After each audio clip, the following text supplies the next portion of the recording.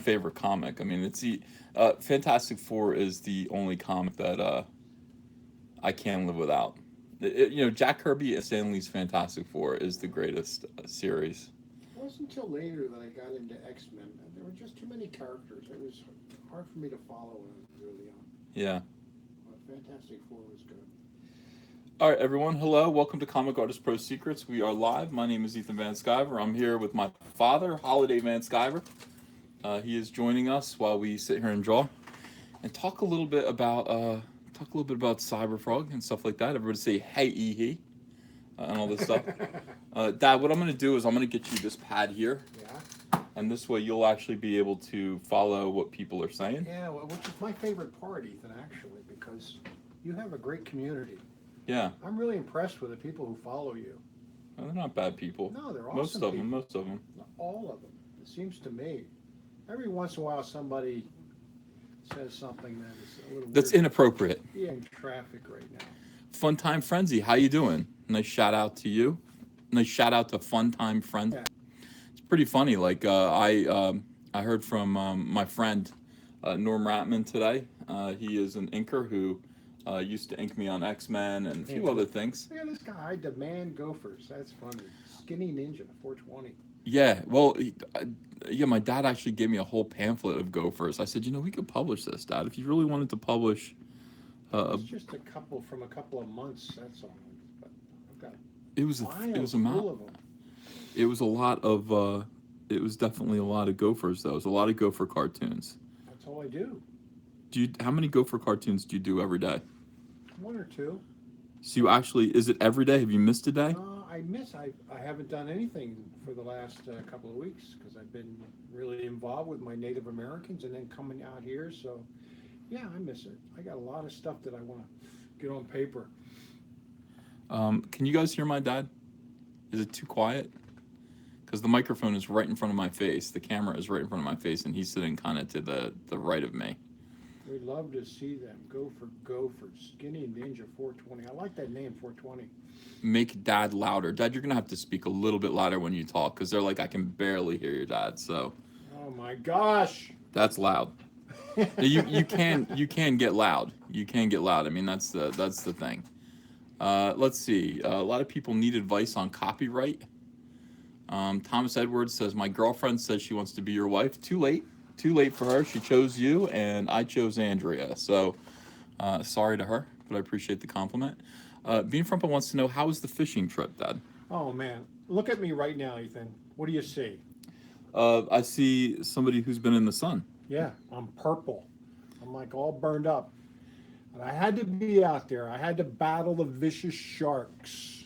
You caught one, didn't you? Oh, yes, I did. I brought him aboard. Caught a shark? What kind of shark was it? Innocent sand shark, actually. I mean, I don't want to exaggerate. It's not like me to exaggerate. Dad, they want to know, what do you mean about being involved with the Native Americans? You want to tell them about your job? Oh, yeah, sure. I work in North Dakota. I'm the representative for the USDA Rural Development for all of the tribes in North Dakota, including Standing Rock on both sides of the border, that is stretching down into South Dakota. So I work promoting economic and community development on all the reservations in North Dakota and Standing Rock. Just trying to do different projects, housing projects, agriculture, utilities, water, wastewater, telemedicine, housing, did I say housing? Community facilities, and all sorts of things. Just trying to lift the Native Americans up, try to reduce the poverty, try to give some hope, and we're doing pretty good. We're doing pretty good, but it's slow going actually. I wish we could do things a little more quickly, but there's still some latent bigotry, I guess, toward the Native Americans in this country, particularly up there, and. There's bigotry towards the Native Americans. Oh, I guess where they are, there's going to be, not so much anywhere else, but I guess where there are a lot of Native American reservations, you're going to run into people who have things to say. Yeah, and it's really a shame. I mean, the pipeline controversy the last couple of years brought out a lot of that, and I was sad to see it. The Native Americans were taking a principled approach. They don't want the water that they depend upon to be polluted by oil. And big money interests were determined to run a pipeline under the Missouri River, which the natives rely upon. They have an expression in Dakota, the Dakota language, which is Mini Wachoni, which means water is life, and literally it is life to us and to them. They rely upon the waters of the Missouri for their lives. And So they're worried that the pipeline is going to pollute the water? They're worried of an eventual leak. They wanted to, and they did it already. They called DAPL, Dakota Access Pipeline, ran the pipe underneath the Missouri River after all the protests of tribes from all over the country. And the Sioux are afraid, petrified that the pipeline will eventually leak and pollute their water and their lands. The pipeline runs across ancient sacred sites to the Dakota and Lakota, and they're just really, really sad about it all. They took a very passive approach, I think, to protesting, and it was prayerful protests, lots of campfires and praying, and unfortunately, big money won again, and so we're just really frightened about what could happen in the future with that pipeline. It pumps about 450,000 gallons of crude oil per day across North Dakota, down into South Dakota. Well, we got a couple questions here. Here's one from me. Wait, is it true? Wait, I saw this. This is a reaction to somebody else saying, what do you think? What are your thoughts on Chuck Dixon writing Jawbreaker's Devil Dog for Zach? Great. Yeah, I like it. As we sort of come to terms with the fact that conservatives in comics are going to really need to and benefit by going out on their own and kind of forming our own thing. I think the idea of some of the better known conservative comic book writers and artists working together, pulling forces, only makes sense. And I've said to Zach, and I've said to all of them, I've said, stop making these Trump comics. Stop. I think Chuck's working on some kind of like Trump in space book. Look, it's not 2016 anymore. Let's start working and focusing on comics that appeal to everybody, that aren't a joke, and can possibly sell lots and lots of copies. So I'm excited about Chuck Dixon working with Zach to do Devil Dog. I think it makes sense. Eventually I would like to see Larry Hama come over. He's got to change his heart a little bit in order to do that, but I think he will. I think he will. Everyone says that this is an informative stream. They learned a lot from what you had to say, Dad. Absolutely. Yeah. That's great. I'm glad to increase a little awareness. They feel a little isolated. Their tribal revenues are way down because of the whites are not really visiting the reservation and the casinos. And I would visit the casinos. Would you? Yeah. I definitely would. I want to go to a casino right now. So they're suffering a great deal. They've had to cut their programming and their social services there on the reservations, and it's sad to see it. I hope people repent. I do too. I always hope they're going to repent, but they never do. No. They never do, yeah. Guys, this is my dad. My dad is here. He is Holiday. You can call him Grandpa Sunbeam if you want. Whatever you guys want to call him. That's what somebody just called you, and they call me Living Human Sunbeam or something like that. Wonderful Human Sunbeam. So you would be Grandpa Sunbeam. And that's good. The reason why they call me that is because they described Rose Tico over here in an article that was not ironic at all. They called her a wonderful human sunbeam. Is that a wonderful human sunbeam? I'm not really impressed with her visage. No. She looks menacing and militant and not friendly, unkind.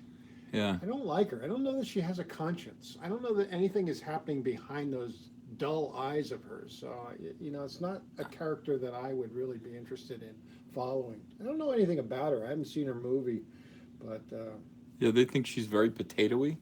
potatoey. Yeah. So, all right. So we're Van Skybird. That's our last name, Van Skybird. So we're Grandpa Sunbeam Van Skybird. Is totally. I mean, that should be your Sunbeam, come on. Native American. It was a little bit hippie, you Well, know. it's better than thunder in the pants, I guess. Thunder in the pants. Guys are asking what I'm working on. So this is a result. This is a creation of the alien Hornets. Obviously, you guys should know that. You guys probably figured that out. This is the kind of thing that they build. These are their craft, and they are floating in space and coming into Earth's atmosphere. I don't know how you do this, Ethan. I really don't even know how your mind conceives of these things. Yeah, I know. I have a vision. I mean, I picture them before I draw them, and they never come out quite like I want them to. But it's okay. Nobody knows what I was picturing. So, as far as everybody else is concerned, I'm succeeding. I'm batting 1,000. But I know the truth. I know I'm like, oh, that's not really what I was looking for. But it's okay. I'll work with it. It's just one failure after another, Father. Look how much care you take. I mean, my gophers take like 10 minutes to draw because I'm a minimalist, you know. But Yeah. you take your time.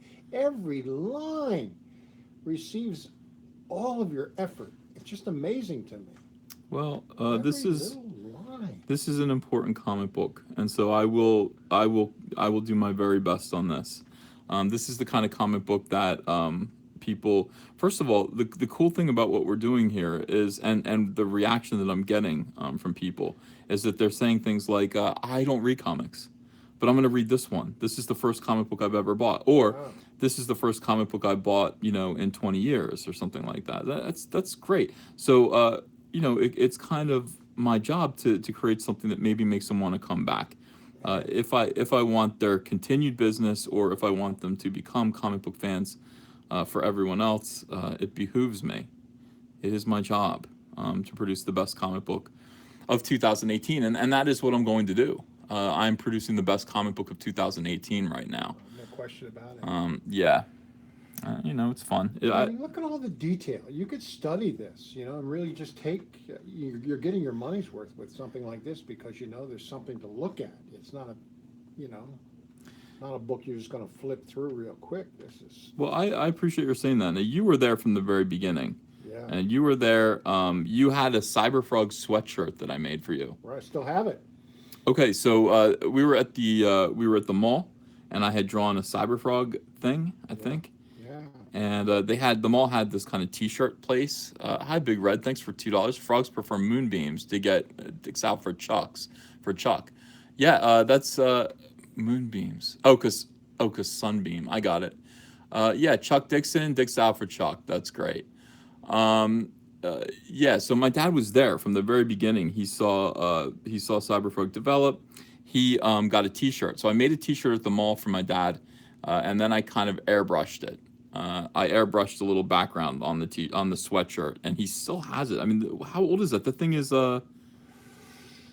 25 years old. 1990, 91, something like that. Well, it would be 93, most 93, likely. you Yeah, think so? yeah, that's when I created I Cyberfrog. need to look in my journal because I kept an accurate record of everything. Yeah. I have to look and try to refresh my memory. It's been a long time. You've been doing this stuff ever since you were a little kid. You knew what you wanted to do from the time you were just born. Where's my pen? Where is my multi-liner? No, I'm not a multi-liner though. I wasn't that demanding as a child. Anything would have done. A crayon would have been fine. A crayon would have been fine, and in fact, it was. Now, Mom used to insist that we kept journals, just like you keep journals today. Journals are important to you. Yes, every day. I never miss a day, ever. Well, Mom used to just say, "Hey, here's a blank journal. Just draw whatever happened today. Draw whatever you were feeling, whatever you're thinking about, or whatever you did, and then come back to me and tell me exactly what it is." And she would just write down what we said verbatim. And I still have my journal from 1978, and it's full of Star Wars drawings. It's also full of Superman drawings. I drew a lot of lightsaber fights. I remember in church when you used to sit there and draw the bishopric You know, the people on the stand, you would sit there and draw caricatures, never cruel caricatures, but No. very accurate caricatures.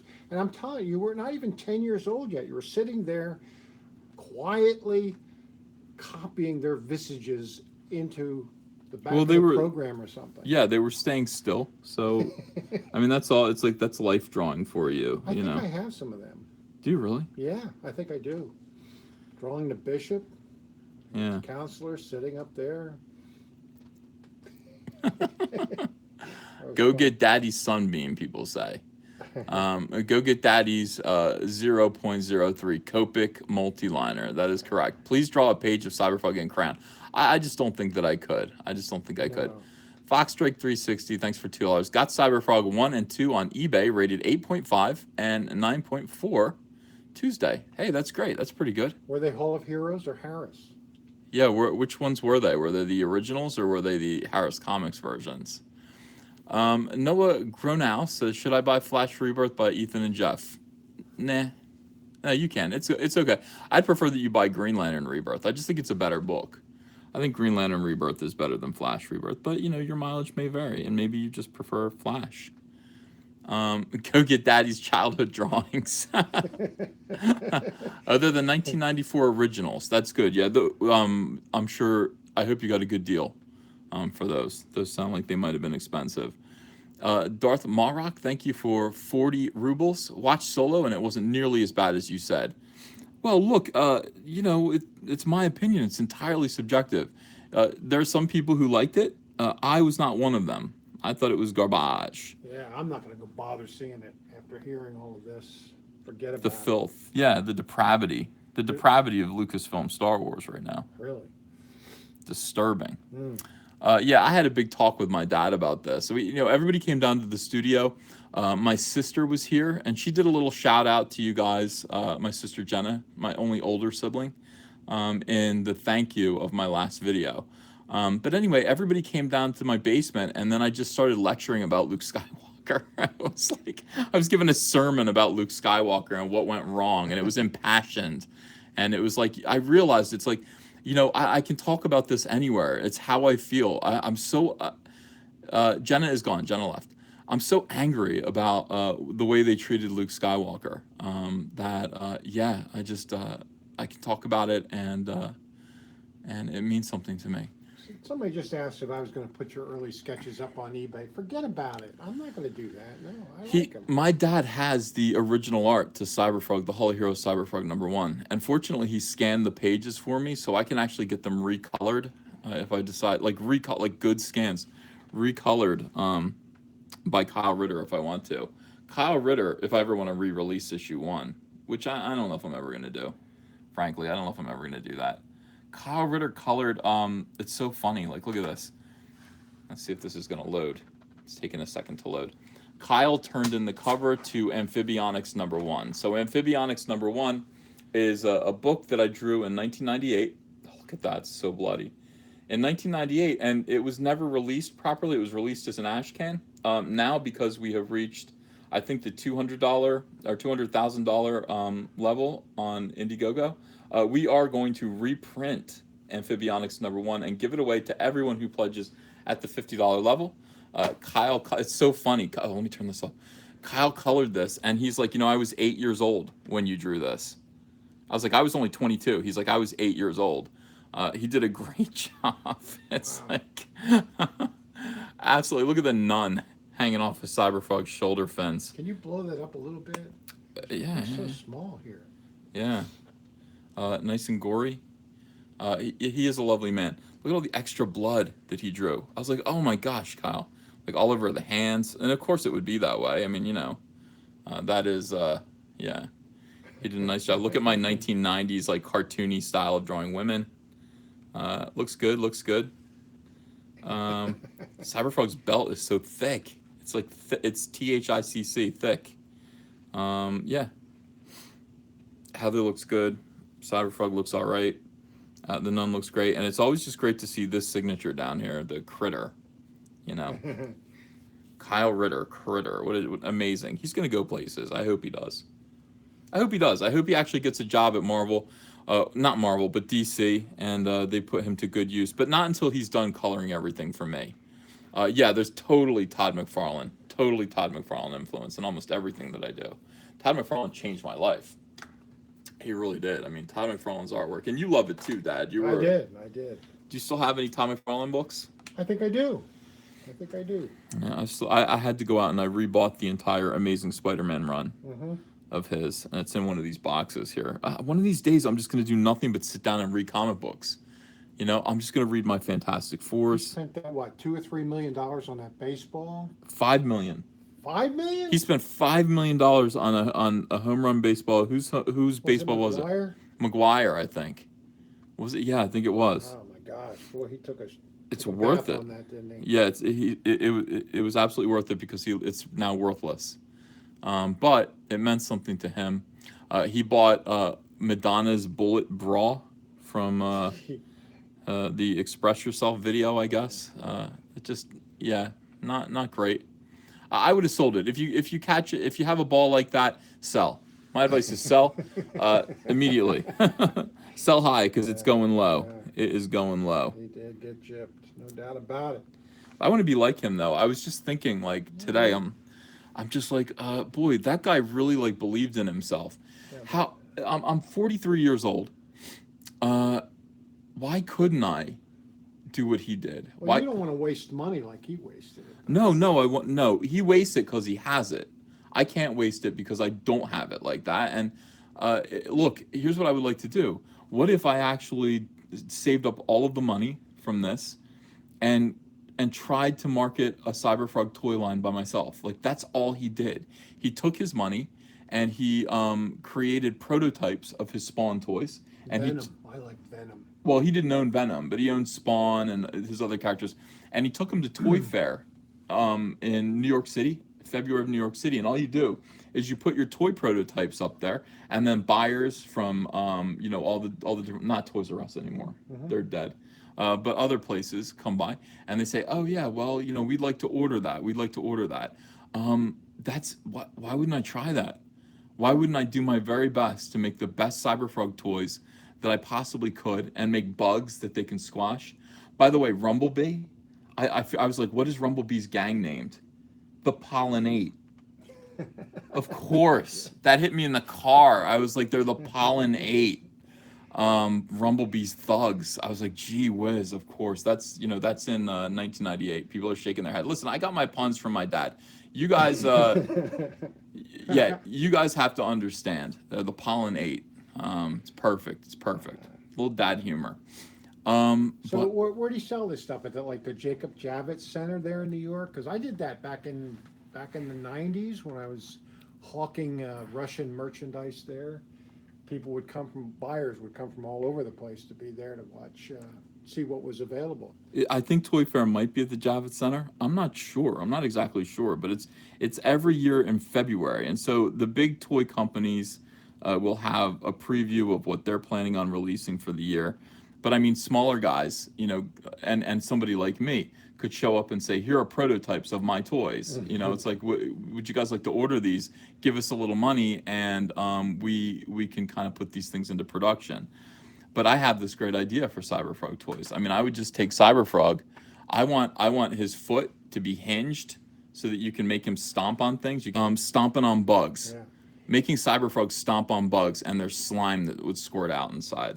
And hopefully it would be stuff that mothers could wash up pretty quickly. Well, that slime is, I mean, they could, I think, because kids are all making slime right now. That is what, that's what's going on. We've got Kaylee here, and all she does, you see in the pantry, there's like gallons of Elmer's glue. And you'd think that we're running like a meth lab. It's like... What did someone say? He said, I'm colluding with the Russians. Yeah. Oh, yeah. Well, as soon as you said that, I said, oh, boy. He kind of was. Like in the 90s, he was colluding with the Russians. Soviet Union. Yeah. I had the FBI all over me. Terrible. Absolutely terrible. Horrible. But, yeah, I think it would be fun. I think it would be fun to... I'm just watching the chat. If mothers complain about the toy, you did a good job. That's right. That should be what comic books are. And people forget about that. Comic books have become so hey, we're just trying to make a better world. No, you're not trying to make it. Don't try to make a better world. Make garbage. You know, it's like make fun, awesome, exciting garbage that parents don't want their kids to read. It should be clean, but it's got to be like, hey, that's gonna rot your brain. Like that's what a good comic book is. That's what a good comic book is. It should be a fun, creepy sci-fi superhero power adventure that kids have to hide from their parents because Would there be a Heather toy yeah. I'd probably have to do a Heather toy, even though I don't know who would buy it. with a line of fashions? No, I don't know about fashions. Maybe I don't know. Maybe I don't want to say no to anything. Interchangeable dresses? The thing is, they used to tell me. They told me at Playmates Toys. They said, "Yeah, we might make a Heather toy, but like nobody will buy it." I was like, "Well, why not?" They're like, "People don't buy girl toys," and I was like, "That's interesting." Like now in this day and age, people are like Star Wars is all about, hey, girl power. We're gonna have girl toys here. We're making Star Wars girl toys, and they just sit on the shelves and rot. They decompose on the shelves, and I just always think about that. And if you mention that to feminists, you say people don't buy girl action figures. They don't buy girl action figures. They told me that years ago. And apparently, like that wisdom about toy collecting has been forgotten. Well, maybe the times have changed though, man, because we're getting some positive responses here about the idea of a Heather toy. Well, I don't want the times to change. I don't know. I don't know. I don't know. It might be marketable. I'm not pushing for girl action figures to do better. I don't if boys don't want them, they don't want them. Well, she's at the center of things, so you need to have her if you're going to play Cyberfrog at home. Yeah, Victor the Ripper just had exactly. He took the words out of my mouth. Heather Swain with combat gear. That's correct. Like Heather Swain would have to be like she'd have to have like exterminator gear. You know what I mean? Do this kind of like Ghostbusters style kind of thing where she's powerful enough to fight these bugs. Where she's not always the victim. Right. You don't want. Yeah. You have to make her fight. There has to be some playability. Maybe she could save Cyberfrog someday. No. That would make the feminists happy. I don't want to make any feminists happy at all. None? None. Not one. Oh my gosh, Ethan. Not one. Okay. Not for any reason whatsoever. Well, I think you'll change your mind. I don't want to make them miserable. I just don't want to make them happy. I'm not out to fight with them, but it's like if I'm making them happy, I'm not making a comic book that I want to make, That's not the purpose. The purpose of this it's not social justice, it's fun. Sometimes Timmy has to save Lassie, Yeah. Lassie can't be the savior all the time. Yeah, I guess. I would think Timmy would save Lassie more often than the other way around, but I guess not. No, not in the show. I guess not. But I hear you. I just Heather does kind of save Cyberfrog in the sense that she brings him fast food. That's good. Dad is a heretic, people say. I love this. These are my kind of people here. Listen to your pops, E. Why? What do you mean? What should I listen to him about? What is he saying? Feminism is Marxism. Social justice comes at the cost of individual justice. Look at that. Yeah. It's true. Okay, well, let's not use the word feminism then, because apparently that is raising some emotions here. Oh, people hate the word feminism. We'll have to use something else. Girl power. Girl power. Yeah. I don't know. Something. Not the kind of male hatred. We don't want that. No, these people do hate. These people do hate men. No, it's not good. Egalitarianism is a good idea. But they're right. Feminism is toxic, for the most part. Yeah, I agree. I used that word wrong. I should have been more careful in choosing my words. They're calling them blue-haired land whales. I think that's about right. Third wave feminism is the bad one. We like the feminists who. Ladyism. I like that. That's good. Ladyism. Like, you have to be a lady, though. Yeah. You have to behave like a lady. Well, if you behave like a lady and then say, I want to be treated the same as men, we might be like, well, yes, ma'am. But when you don't, when you behave like a monster and say, I want this, this, and this. I was raised to be chivalrous, to open doors. And lately, I've been getting a lot of flack from women I'm opening doors for. I could open my own door. Well, I'm sorry. I didn't mean any offense by that. I didn't mean to suggest that you're weak and unempowered. I just was being You thought you were being helpful. Chivalrous. Chivalrous. Yeah. I hold the door open for women when I'm going in and out of the post office all the time, and they always just smile and say, "Thank you." Isn't that nice? That's Yeah. the way it should be. Yeah. That's the way Grandma taught me. But I would hold the door open for a guy, too, though. If he's, on the way out, if they're right there, you don't just walk away and just let the door slam. You have to hold the door for people. You know who didn't hold the door for me? Was Willis from Different Strokes. Remember that show? Yeah, sure. I'll never forget that.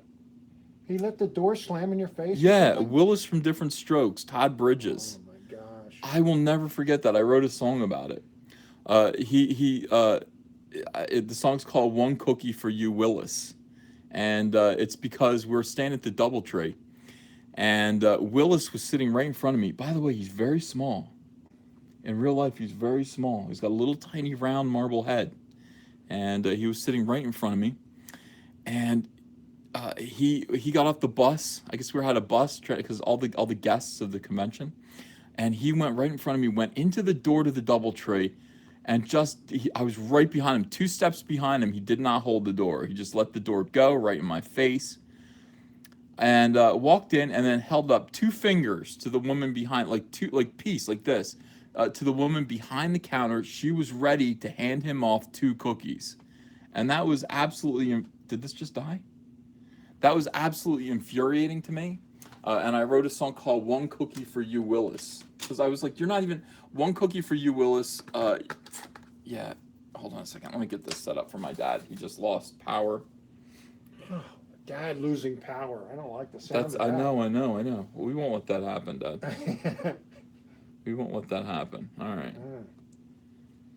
We got the High Council tonight, by the way, guys. So make sure that you're here. We're gonna be hosting it here on Comic Artist Pro Secrets this week. Yeah, he got 2 cookies. He got 2 cookies and he walked right past me. And I was like, "You're not entitled to 2 cookies. You're only entitled to 1 cookie, Willis. You don't get 3 or 4. 1 cookie for you, Willis. You didn't hold the door." I think those were the lyrics. It's one of the nicest songs I've ever written. Yeah. Yeah, these people are wonderful. I still think about Todd Bridges. Todd Bridges, the only surviving cast member of Different Strokes at this point. Is that right or wrong? Is Mr. Drummond still alive, or do we lose him? And by the way, you would have thought that Willis would be the first guy to go. Yeah, he had all kinds of problems. They want to know if you saw The Last Jedi. No, I haven't seen The Last Jedi yet. Should I see it?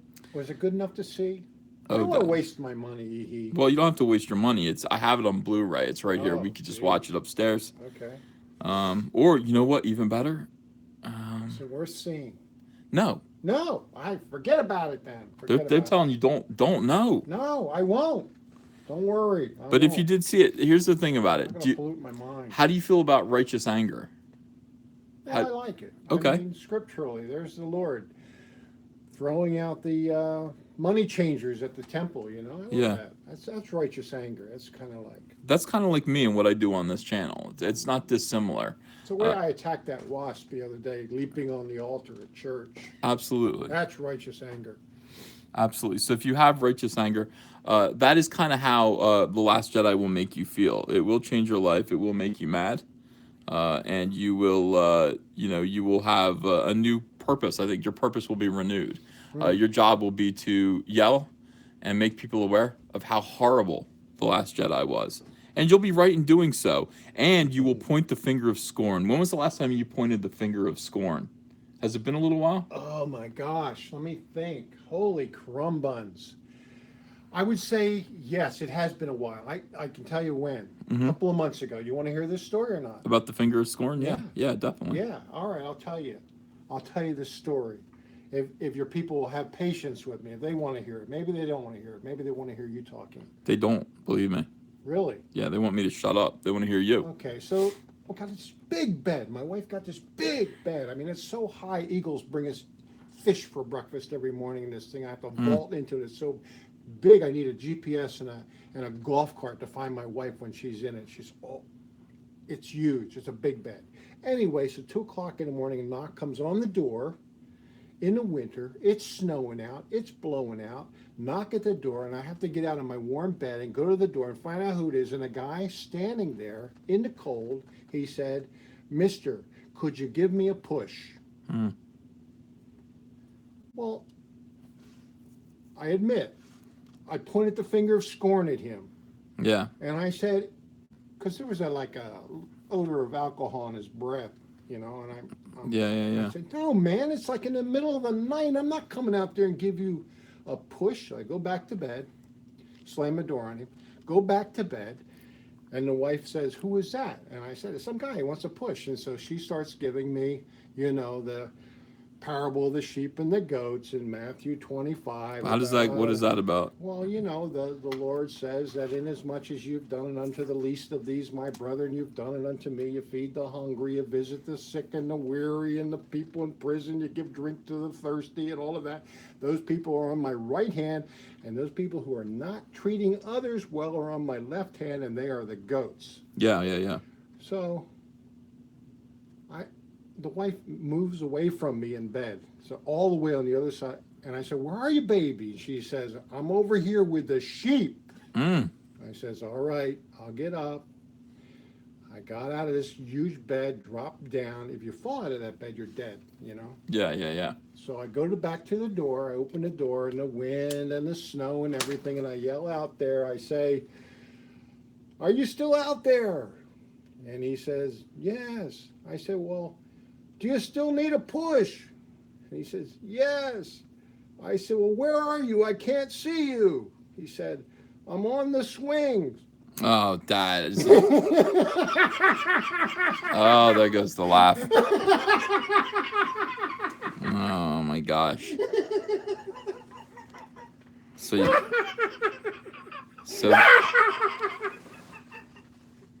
break your chair. it's Andrea's chair. You broke ours. Well, Oh my gosh. people are asking me to hit you.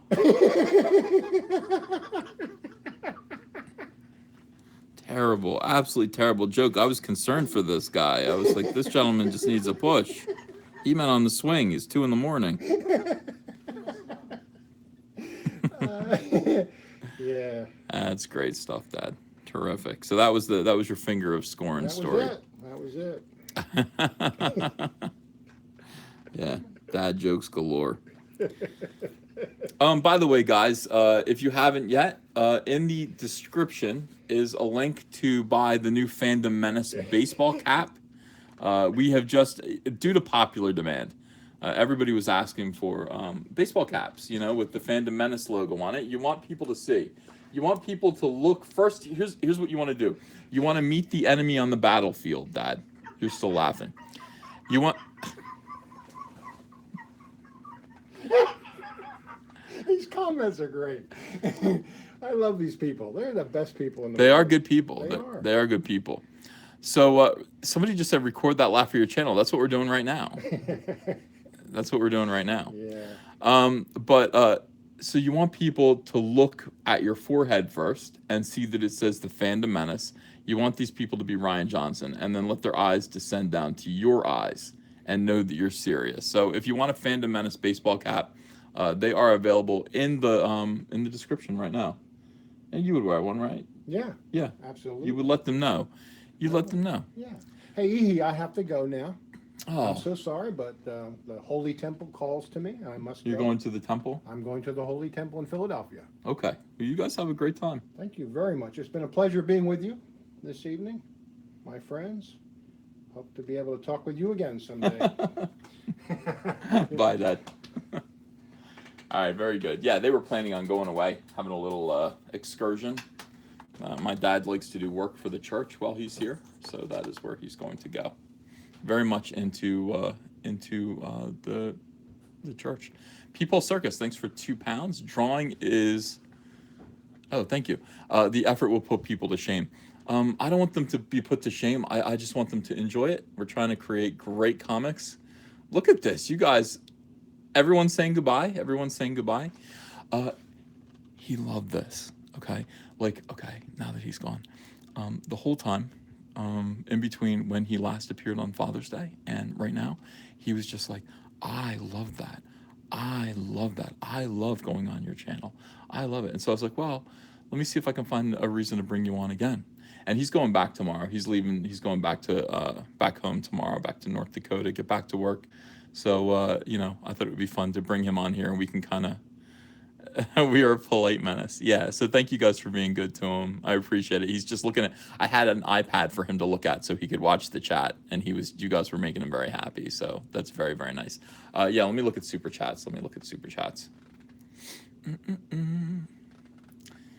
Let's see. His joke. He told me that joke before, so I had to pretend I'd never heard it. Let's see. Captain Klutz, thank you for North Korean $50. What are you drawing? Stuff that turns blood into honey? Excited to read your book. Waiting for payday. Hello to your dad. Thank you so much. Yeah, these are actually the vehicles. These are very, very big. These are big. These are the spacecraft that the Hornets come to Earth in. And there are lots of them. They're all coming to Earth. They're going to land. This is all going on right at the time that Bill Clinton is admitting to having lied about Monica Lewinsky. This is the moment. This is from 1998. These land. And yeah, it changes the world forever. Heath Lawrence, thank you for Canadian $10. What your dad said is absolutely true. It is a privilege to witness your creativity and skill in action, Uncle Ethan. I can't wait to receive the finished book. Well, thank you. I appreciate that. That's very kind of you. I hoped it wasn't too boring. I'm self-conscious about doing drawing live streams because I don't want to bore people. It's not like it's action-packed. These drawings don't come together quickly. They come together very slowly, a bit like putting together a jigsaw puzzle. So I don't want to bore anyone. I generally, yeah. Don't do them. So thank you for saying that. Eric Brand, thanks for $5. He says, are you enjoying your visit? I think they are. My dad went fishing. He spent a lot of time with his mother, who's still with us. And she lives about 20 minutes away. So he spent a lot of time with her, and he's been doing what he loves to do. My dad is very, very, very Mormon, as you can tell. And he likes to go to the temple where you do, in the Mormon religion, you do baptisms for the dead, which means that okay, so if you're Christian, you believe that people have to be baptized in order to get into heaven. But what if they didn't know? What if they never had the chance? Well, you can go to the church and you can say, I'm going to be baptized in substitution for people who never had the chance to accept a baptism. So they believe in that very, very strongly. And my dad's like, I do this all the time. I've been baptized for like 375,000 people. And that's what he does. He's been doing it for years and years and years. And he's just like, one day I'm going to go to heaven and they're all going to thank me. I'm like, I hope that's true, Dad. That's great. So that's what he's going to do right now. That is his faith and his reason for living. Aku Damon, thank you for $5. Nice to see the same level of detail in a fellow artist. Oh, great. Yeah, I love detail work. Absolutely love detail work. Egg Chen 6 Demon Bag, thanks for $2. Sal should ask Cyberfrog for a push. LOL. Rhino4563, thanks for $5. Papa Skybird is a most glorious sunbeam. Beware the finger of scorn. yeah, it's cool. Yeah, I mean that's the thing. You guys have to respect people's religions. I listen to them now. I used to argue with them when I was younger, and I'd be like, Dad, you don't know any of this stuff. You don't know this is true. What if you're just wasting your time? And then it hit me one day. I think as I get older, I kind of mature to this stuff, and I just go, doesn't matter if he's right or wrong, does it? Does it really matter? It's his life. He would never know he was wrong if he is wrong. And if he's right, I'm stupid. So, that is, it's totally cool. I support him in that. Paul Ulechi, thank you for $2. So your dad is both awesome and super moist. Right now, he's kind of dried out. Yeah, he's been in the sun, and he is all red. Anyway, guys. So I want to end it here. I gotta buckle down on this. I'm gonna post this. Tonight is the High Council. The High Council is gonna be totally, totally awesome tonight. I'm hosting it, so it'll be here. We'll have Jeremy from Geeks and Gamers. We will have Jeff from World Class. Incidentally, if you haven't yet pledged to Cyberfrog, we're doing pretty good here. Let's see where we're at. Let's see if we sold any more books. We're at $263,752. On the Indiegogo campaign. That is awesome. If you haven't yet purchased a copy of Cyberfrog, the link is in the description here. I would really, really appreciate it if you did so. And I will see you guys I'll see you guys in like 4 hours. Okay? All right. Love you guys. Bye.